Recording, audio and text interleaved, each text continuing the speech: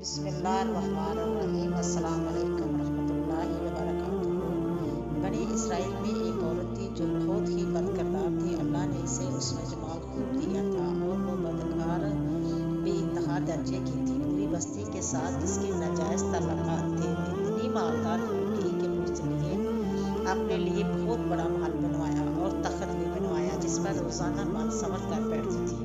اس کے ساتھ غلط تعلقات رکھنے والے پورے شہر کے امراء آتے تھے۔ اس عورت کی زندگی ایسے ہی گزر رہی تھی کہ ایک مرتبہ کیا ہوا کہ وہ اپنے گھر کا دروازہ کھول کر تخت پر بیٹھی تھی۔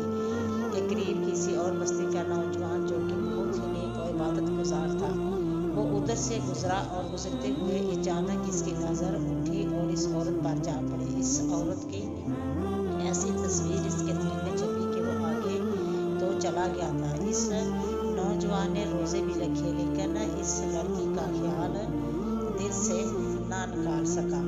اس نے اپنے آپ کو بہت ہی تکلیف پہنچائی۔ کئی دن آپ نے آپ کو بھوکا پیاسا بھی رکھا مگر اس کے دل سے اس عورت کا خیال نہ نکل سکا، حتیٰ کہ اس نے سوچا کہ جب اس خیال سے میری جان ہی نہ چھوٹتی تو کیوں نہ میں اس کے پاس چلا جاؤں۔ چنانچہ اس نوجوان کے پاس تھوڑا بہت سامان تھا، اس نے اس کو بیچارے نے بیچ کر اس کے پاس چلا گیا۔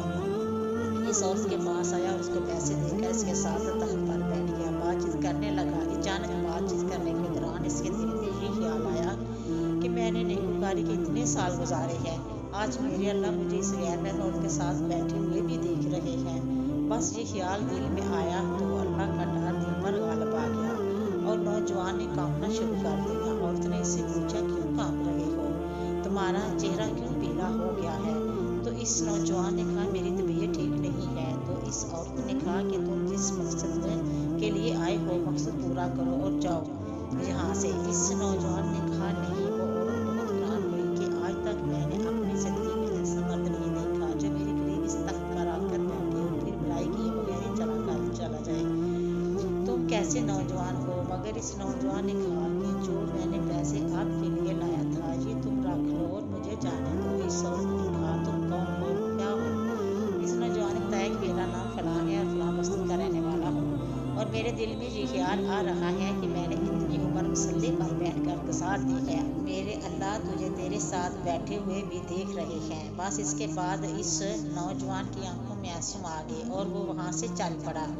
اس نوجوان کے جانے کے بعد جو تھوڑی دیر کی صحبت ساتھ بیٹھنے کی اس عورت کو ملی تھی، اس کی برکت سے اس عورت کے دل میں خیال آیا کہ ہمارا نوجوان اتنا اللہ سے ڈرتا ہے جبکہ اس نے گناہ بھی نہیں کیا اور میں تو سارا دن اور ساری رات گناہ کرتی رہتی ہوں، میں تو خدا سے ڈرتی بھی نہیں۔ اس کے دل میں شرمندگی پیدا ہوئی، کروں تو کیا کروں؟ دل میں خیال آیا کہ اچھا جاتی ہوں حضرت موسیٰ سے پوچھتی ہوں کہ میرے لیے بھی کوئی گنجائش کی توبہ کی گنجائش ہے۔ وہ اپنے گھر سے نکل کھڑی ہوئی۔ اب اس کو بستی کا ایک بندہ پہچانتا تھا، وہ اتنی نامی گرامی چیز تھی۔ وہ چلی اور جا کر حضرت موسیٰ کو دیکھا تو وہ اس وقت بنی اسرائیل کے لوگوں کو نصیحت فرما رہے تھے۔ اس نے کسی آدمی کے ذریعے پیغام بھیجا کہ حضرت موسیٰ سے جا کر کہو کہ میں ان سے ملنا چاہتی ہوں۔ اس خدا کے بندے نے سیدھا جا کر سب کے سامنے کہہ دیا کہ حضرت فلاں عورت آپ سے ملنے آئی ہے۔ جب حضرت موسیٰ علیہ السلام نے جب نام سنا تو بہت جلال آیا کہ لوگ کیا سوچتے ہوں گے کہ ایسی عورت ملنے آئی ہے۔ جب حضرت موسیٰ علیہ السلام نے یہ نام سنا تو ان سے کہا کہ ان کا کیا تعلق ہے اس سے؟ حضرت موسیٰ علیہ السلام نے غصے میں کہہ دیا کہ چلی جاؤ یہاں سے، میں نہیں اس سے مل سکتا۔ میں اس بیوقوف نے آ کر کہا میں نے بات کہی، وہ تو بہت خفا ہو گئے ہیں اور تم سے نہیں ملنا چاہتے۔ وہ عورت ڈر گئی۔ اس نے کہا میری بدکاریاں ایسی ہیں کہ اللہ نے مجھ سے پہلے ہی ناراض ہے، تو اللہ کے نبی بھی مجھ سے ناراض ہیں، وہ بات نہیں کرنا چاہتے، اس لیے تو اب اس دنیا میں کوئی ٹھکانہ نہیں۔ بڑے اداس اور بوجھل قدموں کے ساتھ وہاں سے چل پڑے اور واپس آ گئے اور اسے سمجھ نہیں آ رہی تھی کہ وہ کیا کرے تو کیا کرے۔ اب وہ حیران تھے کہ اللہ کے نبی نے بھی مجھ سے بات کرنا گوارا نہیں کیا، میں اتنی گری ہوئی چیز تو ہوں، وہ بات کرنا بھی نہیں چاہتے تھے۔ چنانچہ وہ گھر آئی اور گھر کنڈے لگا دی۔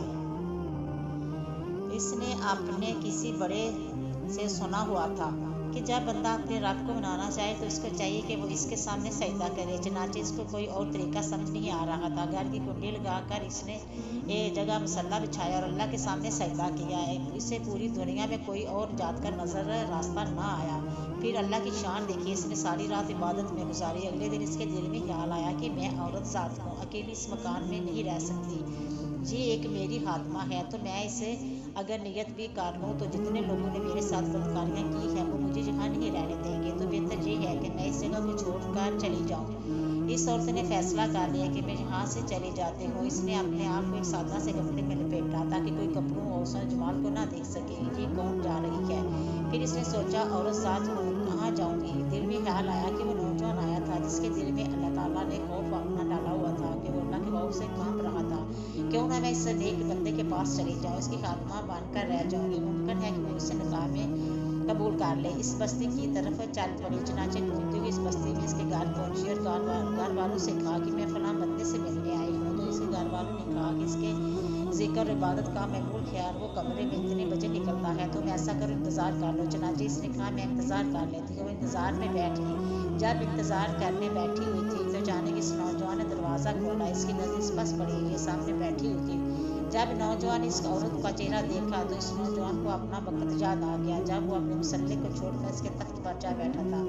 اس نوجوان کے دل پر خوف طاری ہو گیا کہ کہیں یہ میرا ایمان خراب کرنے تو نہیں آ گئی۔ میں نے تو اپنی مشکل سے اس کا تصور ذہن سے نکالا تھا۔ پھر نوجوان پر اتنا خوف طاری ہوا کہ وہی گر پڑا اور اس کی جان ہی چلی گئی۔ 3 دن کے بعد اس عورت نے ان کے گھر والوں کو بتایا کہ میں دوسری نیت سے آئی تھی، تو انہوں نے کہا کہ اب وہ تو اس دنیا سے چلا گیا ہے، اس کا ایک بھائی ہے، اگر وہ تمہارے ساتھ نکاح کر لے تو تم اس کے ساتھ نکاح کر لو گی۔ اس عورت نے کہا ٹھیک ہے۔ جب اس کے بھائی سے پتہ کیا تو اس نے کہا ٹھیک ہے، اگر پہلے ہی ایسی عورت رہی ہے اور اب تو توبہ کی نیت کر چکی ہے تو میں اس کو اپنے نکاح میں قبول کر لوں گا۔ چنانچہ اس عورت کے اس کے بھائی کے ساتھ نکاح ہو گیا اور اس عورت کو اللہ پاک نے 7 بیٹے عطا فرمائے اور 7 بیٹے بنی اسرائیل کے اولیاء میں سے گزرے ہیں۔ ایسی بدکار عورت بھی توبہ کرتی ہے تو اللہ تعالیٰ اسے 7 ولی کی ماں بنا دیتا ہے، اور رب اتنا غفور ہے، سبحان اللہ۔ اللہ تعالیٰ آپ کو اور مجھے بھی ایسے اچھے کام کرنے کی توفیق عطا فرمائے اور توبہ کی توفیق عطا فرمائے، آمین ثم آمین۔ امید کرتی ہوں کہ آپ کو میری یہ موٹیویشن سٹوری پسند آئی ہوگی۔ اگر پسند آئے تو شیئر کرنا، سبسکرائب کرنا اور اچھے کمنٹ کرنا۔ انشاءاللہ ہم ملیں گے نیکسٹ ویڈیو میں، تب تک اوکے، اللہ حافظ۔